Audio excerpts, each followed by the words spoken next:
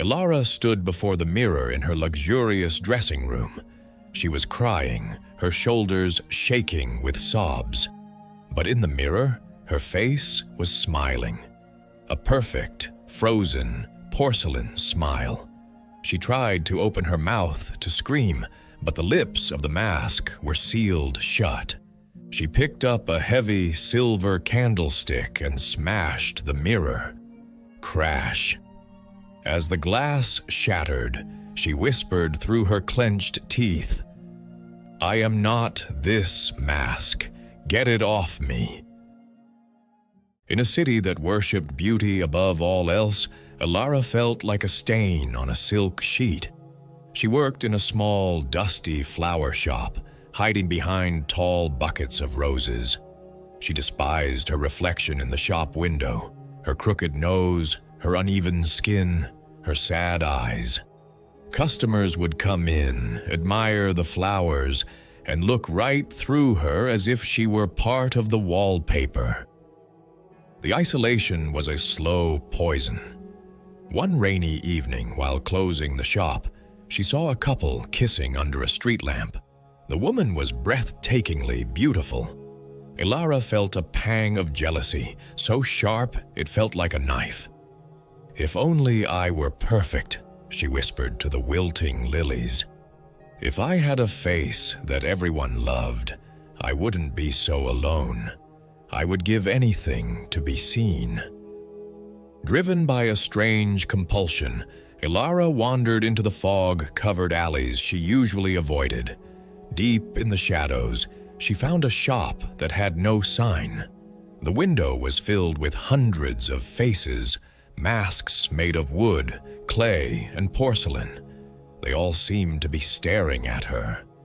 The door creaked open before she even touched the handle. Inside, the air smelled of old dust and varnish. From the darkness emerged the mask seller. He was a tall figure, his own face hidden beneath layers of shadows. Without asking what she wanted, he reached onto a high shelf and pulled down a box made of black velvet. "You seek to hide," he rasped, his voice like dry leaves. "You seek perfection." He opened the box. Inside lay the most exquisite mask Elara had ever seen. It was made of pure white porcelain, smooth as milk, with delicate features and a permanent, gentle smile. "This is the mask of perfection," the seller said. "It does not just cover your face, it becomes the face you were meant to have. Everyone who sees you will love you instantly." Elara reached out, mesmerized. "How much is it?" she asked, her voice trembling. The seller chuckled darkly. "No money is needed. The price is commitment. Once you put this on, you must never take it off. It demands total devotion. Are you willing to give up your flawed self for eternal beauty?" Elara didn't hesitate. She hated her flawed self too much to care. She took the mask and pressed the cold porcelain against her warm skin. It didn't feel like putting on a mask. It felt like her face was being sucked into a cool mold. The edges sealed instantly. She looked in the mirror. The sad flower girl was gone. A goddess stood in her place. The next morning, Elara's life transformed overnight. When she walked down the street, traffic stopped. People gasped and whispered. A wealthy duke, who had never glanced at her flower shop, stopped his carriage and invited her to a grand ball that very evening. She was no longer invisible. She was the sun everyone orbited around.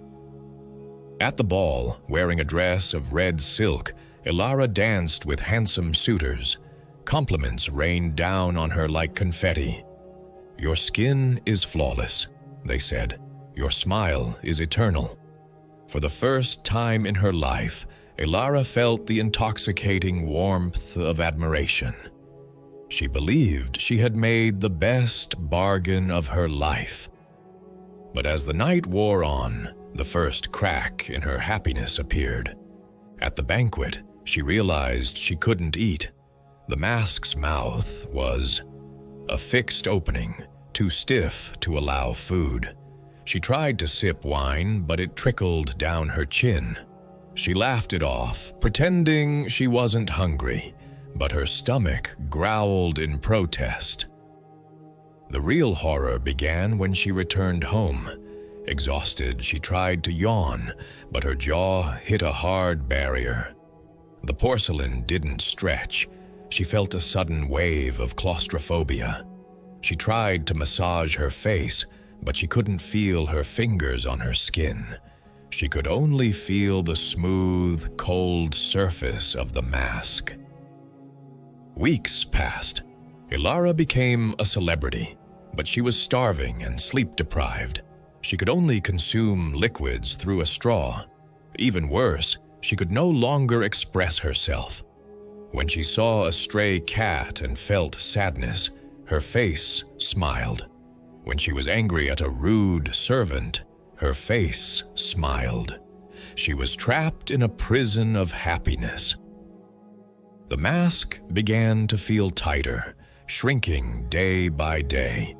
It felt as if the porcelain was rooting itself into her flesh. An unbearable itch started deep underneath, like insects crawling under her skin, but she couldn't scratch it. She realized with terror that she could no longer tell where the mask ended and her skin began. One evening, looking in the mirror, she saw something terrifying. A small red liquid was seeping out from the tear ducts of the mask. It wasn't tears, it was blood. The mask wasn't just sitting on her face, it was feeding on her. It was consuming her identity to maintain its porcelain glow. "I need to take this off, just for a moment," she panicked. She grabbed the edges of the mask near her ears. She pulled. Pain shot through her skull. It felt like she was pulling her own skin. "Please," she sobbed, but the reflection in the mirror just smiled back beautifully, mockingly. Desperation took over. She grabbed a metal letter opener. "I don't care about beauty anymore, I just want to breathe." She jammed the metal under the chin of the mask. She pushed and pried, screaming as warm blood gushed down her neck, staining her red dress darker. With a sickening crack, the porcelain gave way. She ripped the mask from her face with all her remaining strength. It fell to the floor with a heavy thud. She gasped for air, sobbing, waiting to feel the cool breeze on her face. She looked down at the mask on the floor. Inside the porcelain shell, stuck to the back, was a layer of skin, lips, and eyelids. She slowly lifted her hands to her face. She expected to feel her old, crooked nose, but she felt nothing but raw, wet muscle and exposed bone. Elara looked into the shattered mirror. There was no face. The mask hadn't just covered her, it had replaced her. By rejecting her own face for so long, she had lost the right to have one. The mask seller's voice echoed in the empty room. "You wanted to be perfect. Now you are nothing." We live in a world of filters and edits, desperately trying to hide our flaws. We wear masks to be loved, to be accepted, to be perfect. But perfection is a static, dead thing. Life is messy, flawed, and changing. Your flaws, your crooked nose, your wrinkles, your scars, are the proof that you are real. They are the history book of your life. If you erase them to please others, you erase yourself. Look in the mirror today. Do not look for what is missing. Look at what is there. Love your own face before you trade it for a mask that will eat you alive. This was 100 years of advice.